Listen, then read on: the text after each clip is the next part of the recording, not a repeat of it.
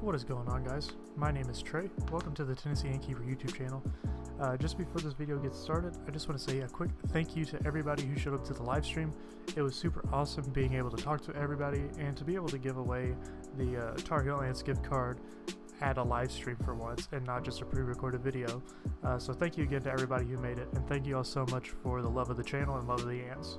But as you can see, I have my formica palidae fulva colony here, and we're going to go ahead and move them from the TarheelAnts fortress to the TarheelAnts Casita nest today.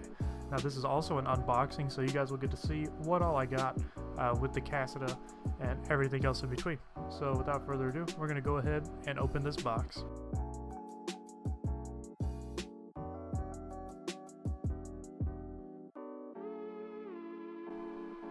Lots of packing peanuts, and as you can see, I got some feeding dishes. I was expecting to get 15 of the clear feeding dishes, but I guess they were low on stock, so they 3D printed me some feeding dishes. But either way, they're very high quality and I'm very impressed with it. However, if I would have known that I was getting 3D printed feeding dishes, I would have just made some myself. I probably should have done that in the first place. Would have saved some time and money. But as per usual with TarheelAnts, you also get that syringe, and I ordered 2 nestmates with the nest, so that is always helpful. If you don't have nestmates, but you have the little ventilation holes, I highly recommend getting some nestmates. They make everything so much easier whenever it comes to giving your ants water. So here are the nestmates. I got 2, like I said. I think with this you can get 3, maybe 4. I think there's an option for 3 or 4. But these little black things, they are stoppers for the vents. You can put those in the outworld vent, or you can put it inside of the 3/8 inch hole that they cut into the nest, which I will show you later in the video. It also came with your normal 3D printed stopper and a syringe. This one had a purple top, which I liked the most. I thought the purple one was really cool, and it actually works better than all the other ones I own.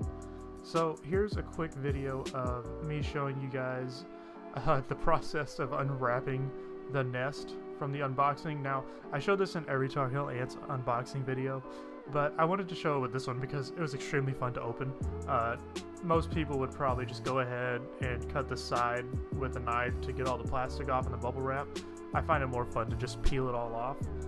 So I did that. The process took about 3 minutes. I tried to condense it down as best I could.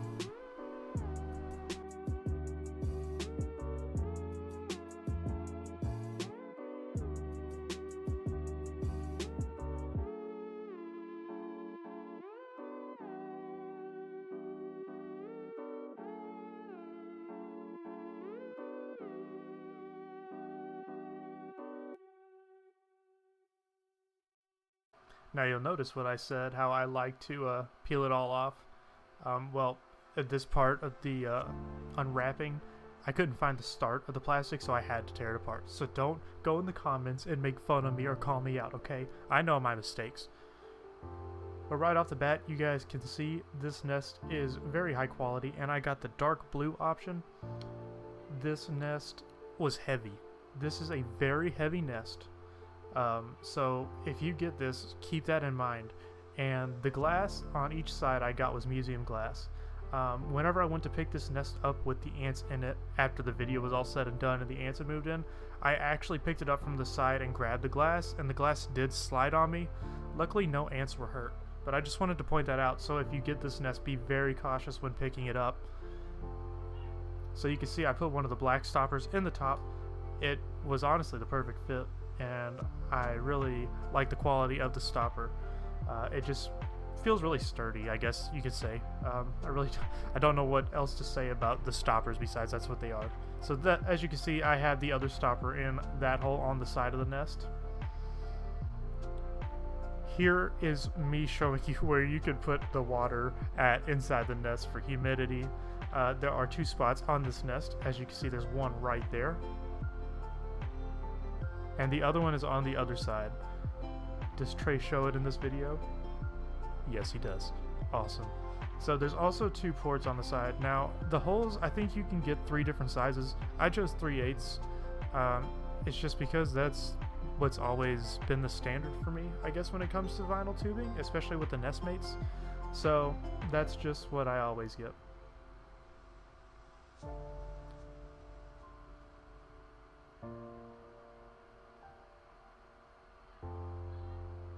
So for the Outworld, I believe I went with the underbrush option. Part of me wishes I would have just gotten something different just because of all of the plants, but at the same time I really like this decoration option. It just really gives the nest some character. It gives the Outworld that pop that it needs other than just having sand in the top. So what I ended up having to do, instead of having 2 liquid feeders at the top like I originally planned, I had to go with 1 and the feeding dish. It honestly cuts down on space, and it makes it easier for me to view the ants whenever I had them on the shelf. Here's an above view. As you can see, the nest Outworld features a rock and 3 little fake plants.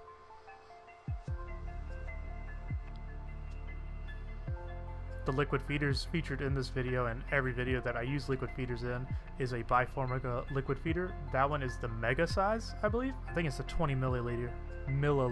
20 milliliter. I promise you guys, I can speak, just not well. Overall, I love this nest. I've had my ants in it now for a month. I've had this video on the back burner for a while, just life has been crazy. And it's been fantastic. However, my ants are growing at an alarming rate, and you'll see that at the end of this video. So I'm already going to have to move them into something new. I can't decide if I want to get the labyrinth or if I want to go ahead and invest in the nucleus. So leave a comment down below which one you guys think I should get for this colony. Now, you'll also see, you know what, I'll talk about it at the end. This nest is just amazing. There's also options on TarheelAnts' website to get 3-sided. I went with 2-sided just because I didn't want to stress the ants out, and I really didn't know where I was going to put them at in my room. But it works out how I have it because whenever I have the lights on, none of the light touches the nest, so the ants are in, for the most part, complete darkness. Whenever I feed them, they're obviously not in darkness, but these ants scare easy, so anyone keeping formica, keep that in mind.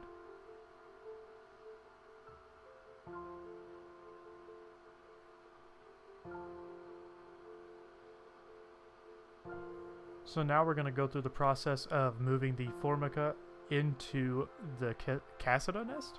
I guess that's how you say it. That's what I'm going to call it. I've been calling it the Casita, but I don't think it's called that. There's only one eye. So what I did was I just attached vinyl tubing from one end of the Casita to one end of the fortress, and we begin the process of moving.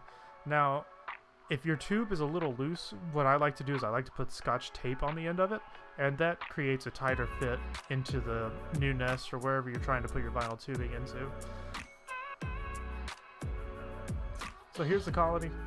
They look really cramped inside of this nest, especially with all of the pupae everywhere. So I guess it was the best time to say that it was time to move. It was time to move, okay? So I shined a light on them. The process of them moving took about 4 to 5 hours. Whenever I was cleaning the nest out, I accidentally killed a couple of workers that were left behind because I did not see them. They were bunching up behind the petri dish, like kind of off in that right corner there. That seemed to be where they love to hide, and I didn't think to check there before cleaning the nest out. So RIP Formica pallidiflora that got left behind. I'm sorry.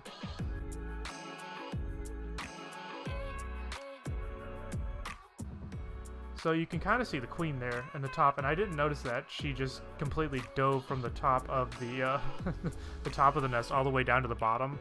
I didn't notice that until just now watching the video back, so that's pretty cool. And I was standing right there looking in the nest, so it's kind of funny I didn't notice her nose diving straight down.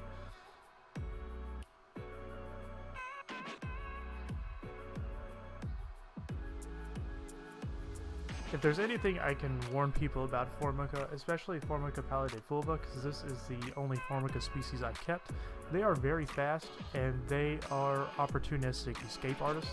I'm pretty sure that can be said about most ants, but especially Formica. Whenever I was setting up the Outworld after the ants were all in, putting Fluon and stuff in, they were able to slide past the corners of the Outworld because the Fluon just wasn't getting there, and whenever they found out they could do that, they exploited it like crazy. And so that night after they all moved, I was actually having to brush them off the top of the Outworld lid. So keep that in mind. They will find ways to try to get out. and they are going to be relentless at trying, but as long as you keep the area they're in pretty chill and calm, they won't really try to get out. But if you have lights on all the time and you're always bumping into your shelf or wherever you keep this nest, they might try to escape because they're going to try to find somewhere safe to go. Just again, speaking out of my experience, you may experience different. The queen is very skittish. But this is pretty cool. This is something I didn't know. Whenever I noticed my formica were doing this, bringing their pupae out to the outworld, I thought that they were trying to give the hint that they were ready to move. But from what I understand now is they will do this because I believe that the pupae need more heat. So they go to the highest point of the nest, or the outworld, and yeah, they try to find the heat source. So I thought that was pretty cool. But again, as you guys can tell, after the move, they are already just about ready for a new nest. They are very cramped, but I actually think that you know, this nest works out for now. I could probably get them through the rest of the year inside of the Casita. Again, Casita, I don't know. I could probably get them through the rest of the year inside this nest, as long as I control what they eat. Typically, I feed them every other day. I feed them mealworms or superworms. They really don't eat any roaches, like dubia roaches. I have experimented with that, but they just don't show any interest. They love fruit flies, the flightless fruit flies. I just haven't been able to get them at my local pet store, and that's something I really don't like ordering online. So we're at the end of the video now, guys. I just want to say thank you all so much for all the love and support of the channel and for the ants. I really appreciate the comments that you guys give and all the kind words. The next couple of videos will probably be the same with lighting and stuff. I know in the live stream giveaway video that I made, people were saying that the lighting needs to be fixed and I probably should invest in a macro lens. I have a macro lens. It just doesn't focus very well on the ants. So I've just been sticking with the iPhone camera. But I do plan on eventually getting a better lighting source, something that can hang up high and that has, I believe it's called a diffuser. So it makes the light not glare off of the outworld and stuff, or the glass on the nest. So I will get all that, I promise. Money's tight right now. I'm trying to save up for a big boy truck. You know, all the fun things, right? But again, thank you guys so much for watching and getting to the end of the video. Don't forget to like, comment, and subscribe if you're not already subscribed. And welcome to the family. Yeah, there's a lot of us now. We're growing. But I try to reach out to everybody that messages me on Instagram, that comments. I always try to make sure that that engagement stays. So feel free to leave a comment or message me on Instagram. My Instagram is Tennessee Ant Keeper. It's the same as YouTube. So yeah, we'll see you guys on the next video. Bye-bye.